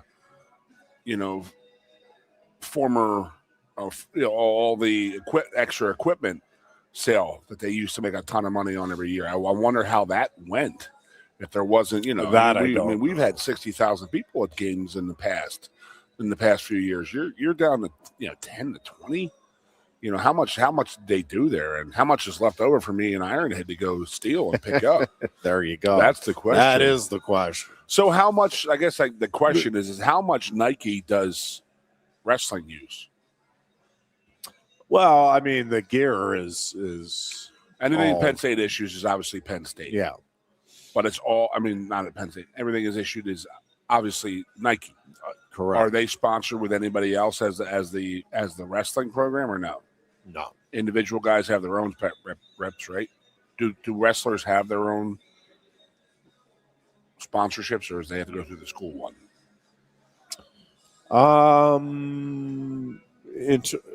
You can work out your own deals. NIL deal and stuff like that. Yeah, but like, is there a certain, head piece? Is it that's not Nike, is it? Are they sponsored by, or every? No, it's on the individual kid of what they like. I mean, I guess they're all different, right? Yeah. Okay. Yeah, Sally always cheering for Letterman. Also, those undrafted to find a spot. Yeah, and I think there will be some guys that get a good hard look here that were not drafted and might be able to carve out a career for themselves. I'll tell you one guy. Nolan Rucci went. Go ahead. Yeah, no, go ahead. Nolan went to Indianapolis, and then that's where Will Fries went a couple of years ago. Yeah. I mean, it's almost same situation, same build of a guy, and you go there, and Will was an undrafted free agent, and he was ended up being a 4 or 5 year starter for them. He still might be there actually. So there's a guy like Nolan who that's a good opportunity for him to go out there. It's obviously been done in the past with the Penn State guys. So Dawkins going to the Ravens. I know DeLuca is a Raven, but was that a draft pick or was that did he get? That was a free agent deal too. Yep. So, and just double checking because I think the punter he got to try out with the Steelers this week. Who's that? Our punter. Oh, Tyler Duzansky. I thought it was with the Raiders, but he signed with the Raiders, and that is a guy. I will not be surprised if he ends up forging like a nice double-digit year career for himself in the NFL. Tyler is a really good, really consistent long snapper, and I'm telling you that is one of those skill jobs that it goes under the radar. But if you can do it really well, it is worth the roster spot for teams to have that. You never recognize them until you have to recognize them, and that's when there's an issue. Yeah, I really think Duzansky, whether or not it's with, I don't know enough about their situation, but whether it's with the Raiders or somewhere else, I will not be surprised if Dusansky ends up. He went to the Raiders like Campo, carving out a really Campo really or nice Condo, John career Condo for from Phillipsburg. He was a Raider for a long time as their long snapper. Yep, yeah, and he had a very nice career. Absolutely, in the NFL. All right, let's take a final break here. When we come back, we will talk a little wrestling, the U.S. Open. Pretty interesting results from the Penn State and Nittany Lion Wrestling Club perspective, and we'll touch on that in the final segment of today's show from Quaker Steak and Lube. You look a bit nervous, eh? Thierry, what's it like to stand in the FIFA World Cup stadium? Wouldn't you like to know? Just tell me. Come on. It's not something that you can put into words. Such a tease. You can't rush it. You will find out when it's your time. Thanks for the wisdom, coach. So, how much longer? Now go and make history, my man. Here's the World Cup you've been waiting for. Actually, the World Cup's been waiting for me. That's the spirit. Just remember who drove you here. Inspiring every step of the next legend. The official matchball carrier, proudly sponsored by Kia. Inspiration connects us all.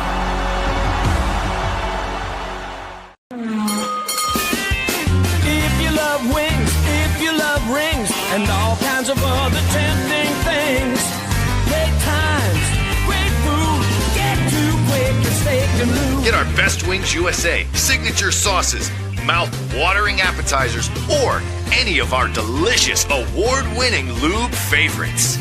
Great times, great food, get to Quaker Steak Lube.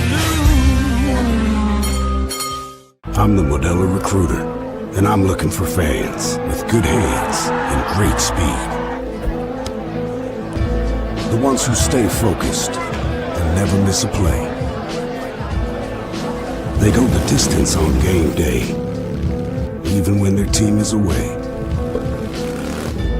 I'm always watching, always looking to reward more full-time fans. Because football isn't really football without you.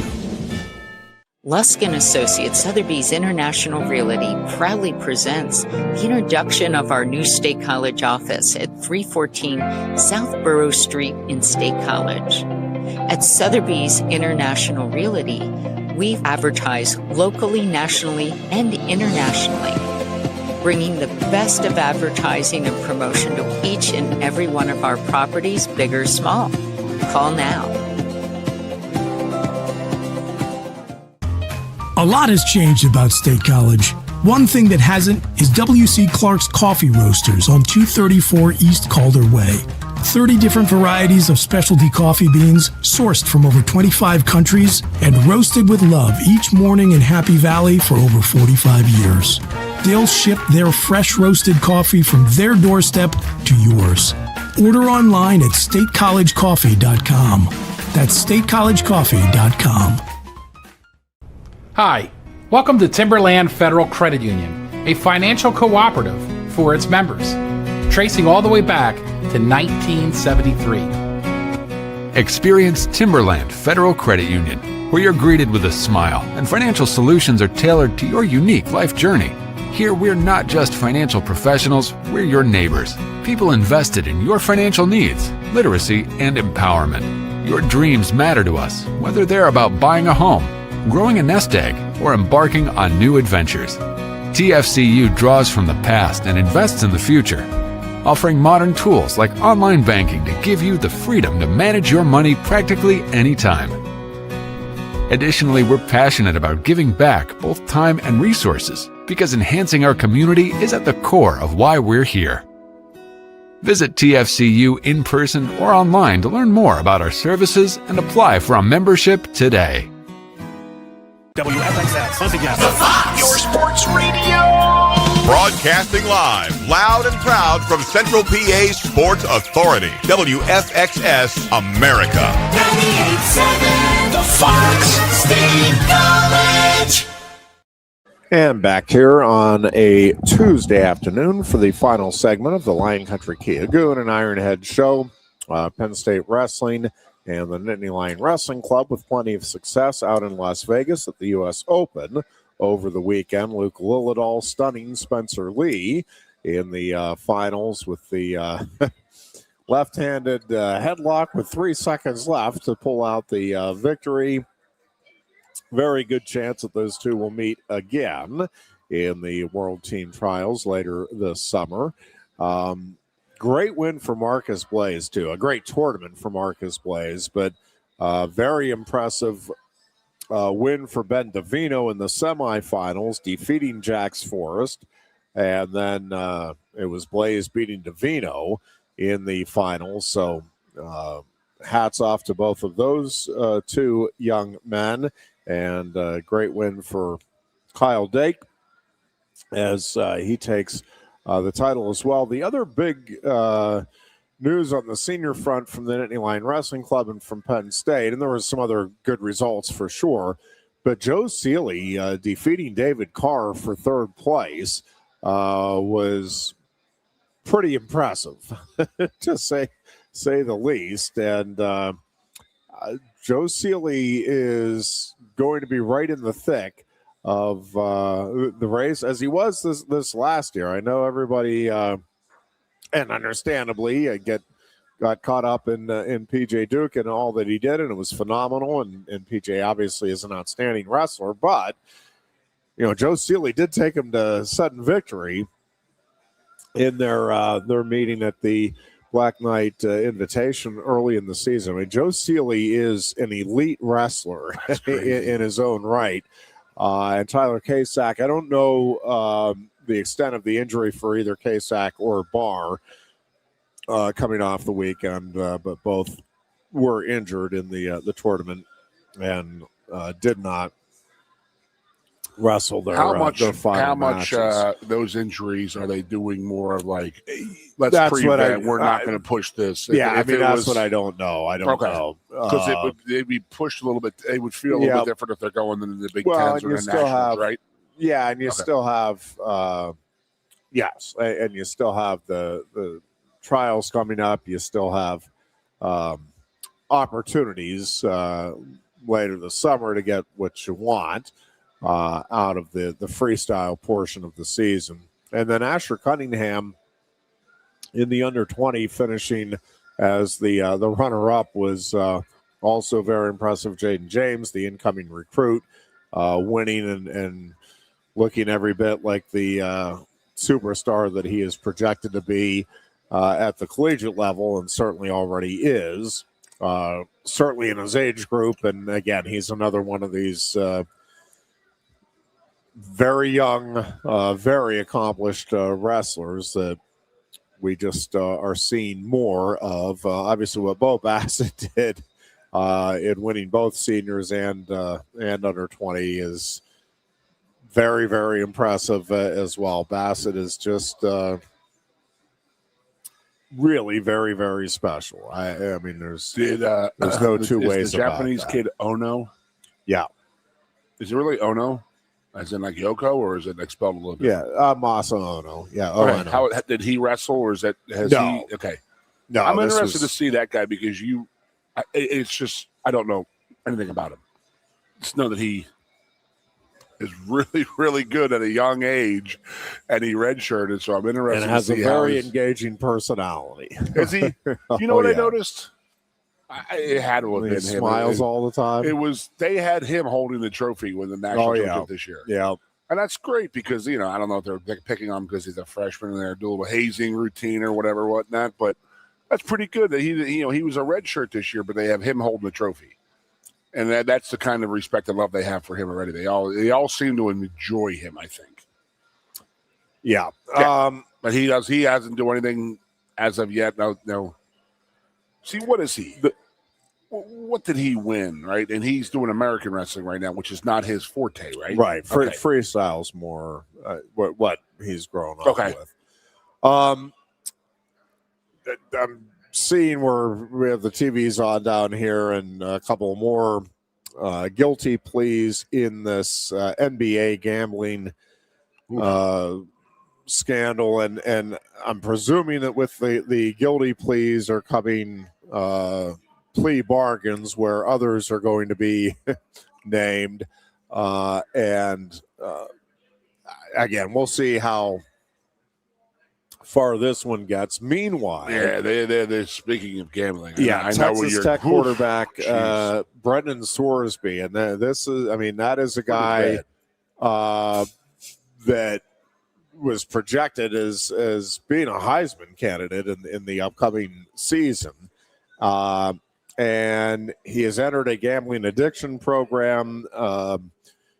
Apparently, bet on games while he was at Indiana, on Indiana, among many other bets that he made. Thousands, they said. And I don't know. I'm telling you, this is just. There's always been issues and concerns with gambling in sports, with the athletes in the sport, right? I mean, this goes back forever. You go back to the White Sox, and it's always been an issue, a concern. Pretty much everybody suspects that there are, for all of the incidents that we do know about and the scandals that have been caught, most presume there are a bunch that we never did get and never learned about that did occur.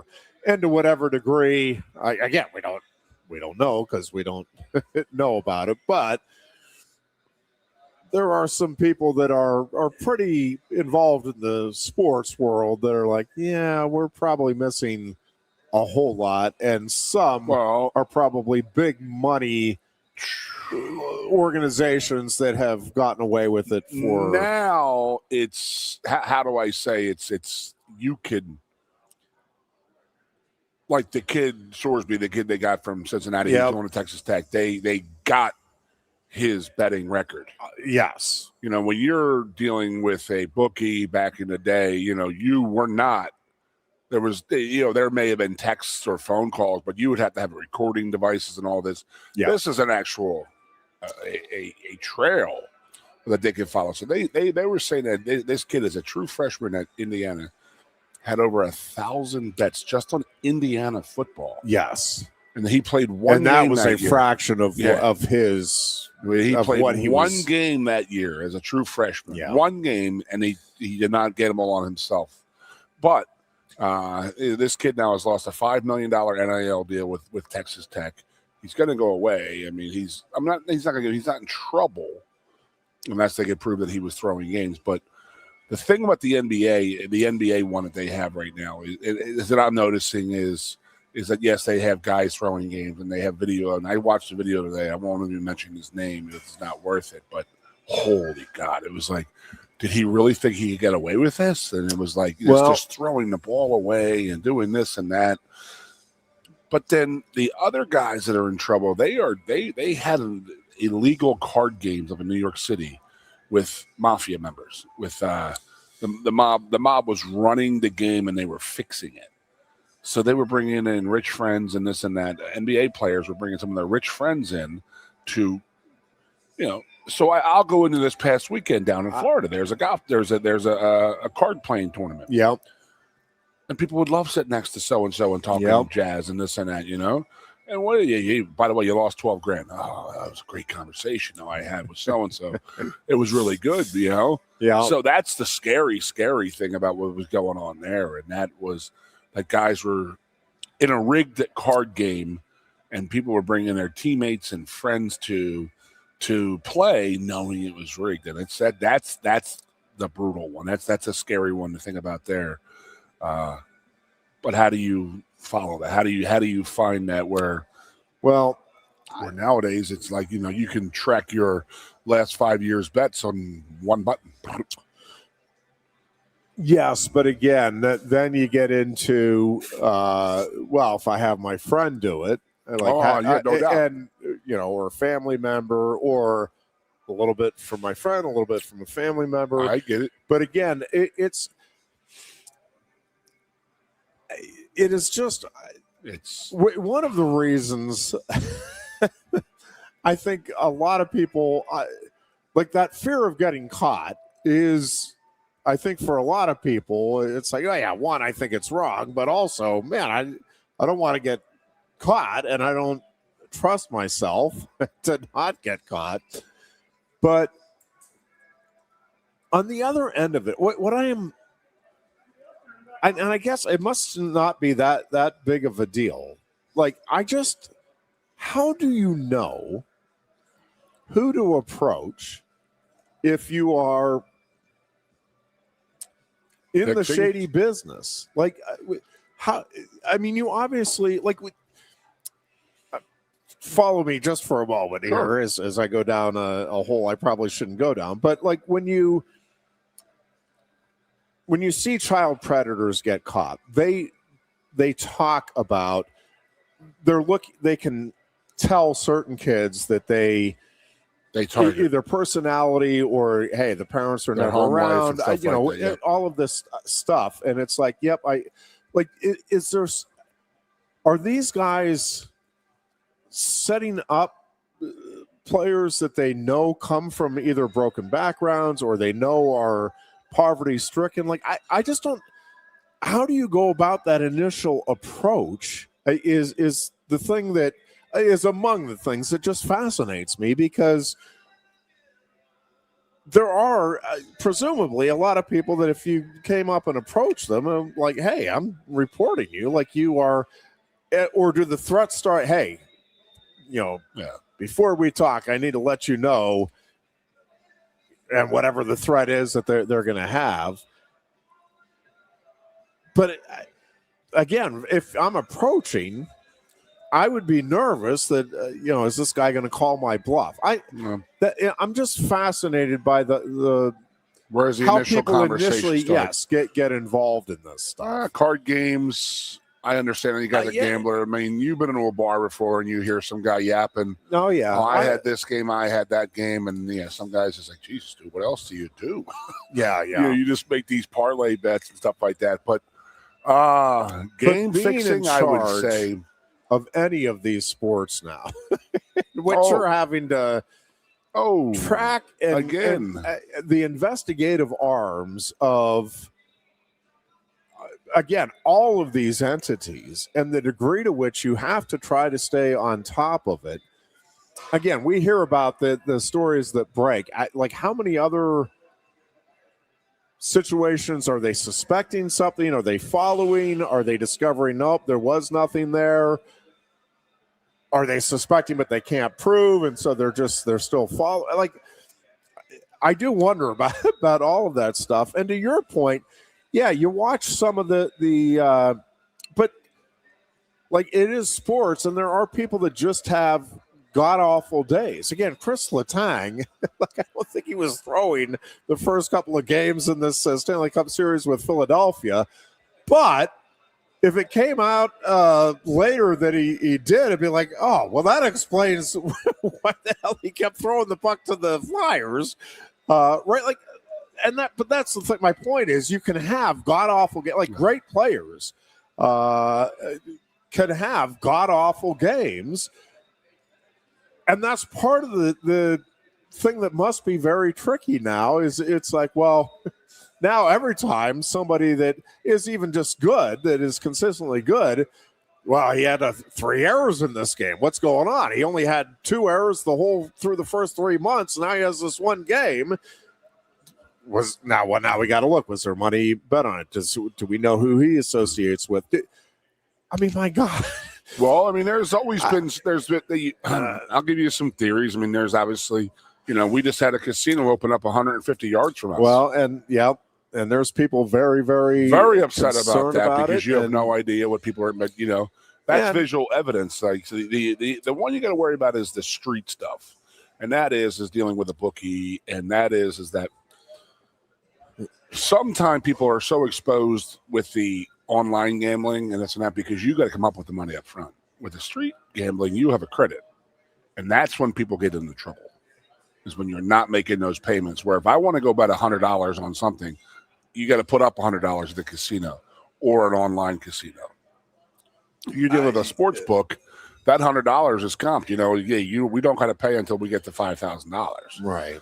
So that's where some guys get in trouble. But also, with this online stuff, it's everything is traceable.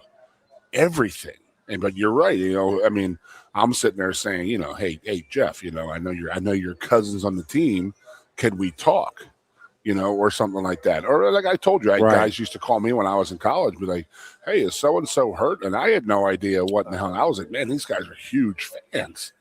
I'm like, how do they know about guys getting hurt? Holy crap, these guys must really know their stuff. Yeah. But it was just it was a call to see, hey, is anything new or anything weird? And I never thought anything about it. But, I have guys at home who friends, and they've done this for decades, and they're, it's a family business type of thing.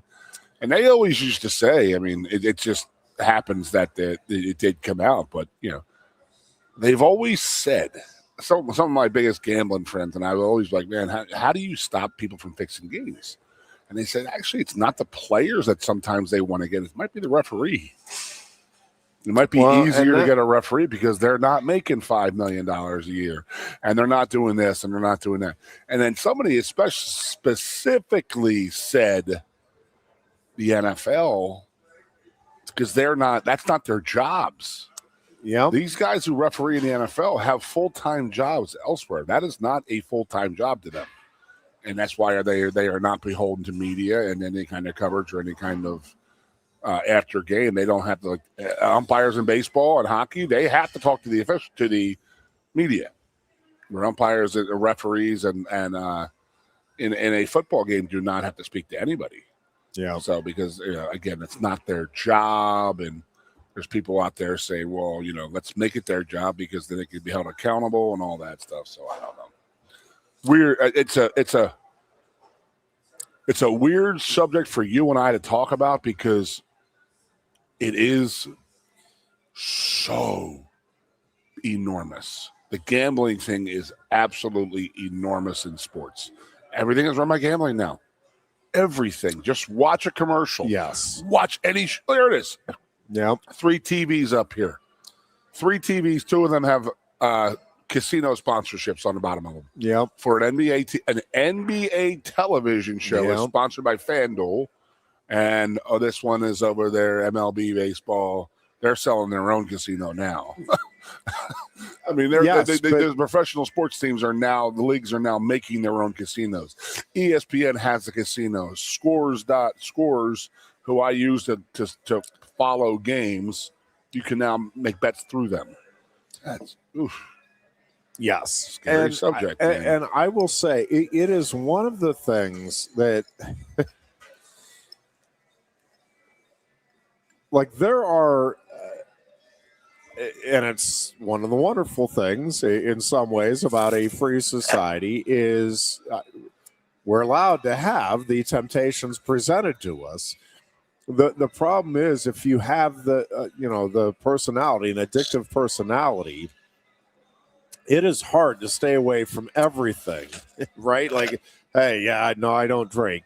Oh, yeah, I can bet a few bucks here. Well, if you have, again, that personality, or no, I'm not going to gamble. That's not going to cost myself money. Right. But, let me have a couple of drinks. With the casino, like, I know there's a lot of people, and they're valid concerns. I mean, it's not like there's no question. Just as there's no question that with the liquor stores and the beer being as available as it is, is that contributing to some people becoming alcoholics and needing help? 100%, yes. Are there going to be some lives ruined because of how now? I love how people they're trying to say that backyard. students are going to ruin their lives by going up there. There will be some. And I'm just going to tell you that at any time right now, any one of these students can go online at any time of the day and make a wager But there may be some that, no, I'm going to stay away from that. We'll just go out here for a night. But then, maybe we'll go again tomorrow night. Maybe we'll go again the next thing. That this casino here, they're closing it at either midnight or 2. And they could have petitioned to be open. Yeah. But you know what that would do? And I think that this is I think that people are realizing that you don't want that open when the bars close. Because the bars are going to close, and then that's the last thing they want to do is have 600 drunk kids in there at one time with credit cards.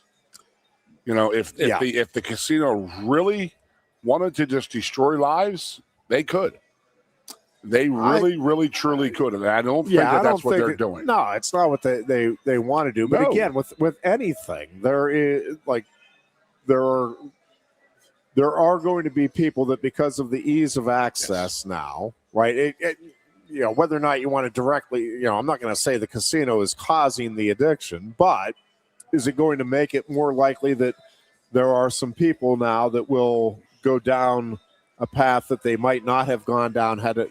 Well, yes. But again, if you shut off every potential vice, when the majority of people with all of these things, like most of us are going to be able to go to the casino once a month, once every couple of months, take $50, $100. Hey, let's have a little fun. And then that's it till, another few months or whatever down the road. I think a majority of people will be able to do that, just as a majority of people can have a glass of wine or a couple of beers and, hey, we're good for the night. But to shut off any opportunity to bet on sports or to whatever, but man, to try to keep track of this stuff and to try to make sure you're upholding the integrity of the game, a greater challenge now. Job we don't want, Jeffrey. That is for sure. All right, that is going to wrap things up for today. Again, get yourself down to Quaker Steak and Lube. Enjoy the all-you-can-eat wing buffet, which is getting underway in mere minutes from now. Get yourself a coupon book. And yes, gift certificates. Indeed, do that. And we will be back on Thursday. Until then, be good and be safe.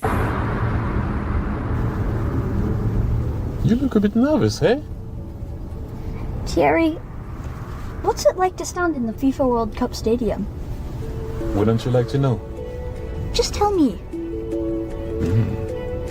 Come on. It's not something that you can put into words. Such a tease. You can't rush it. You will find out when it's your time. Thanks for the wisdom, coach. So, how much longer?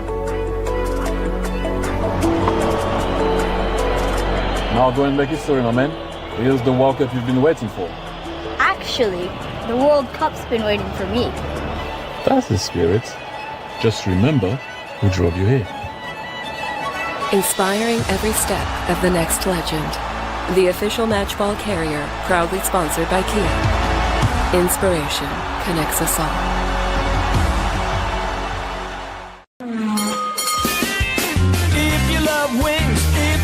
Rings and all kinds of other tempting things.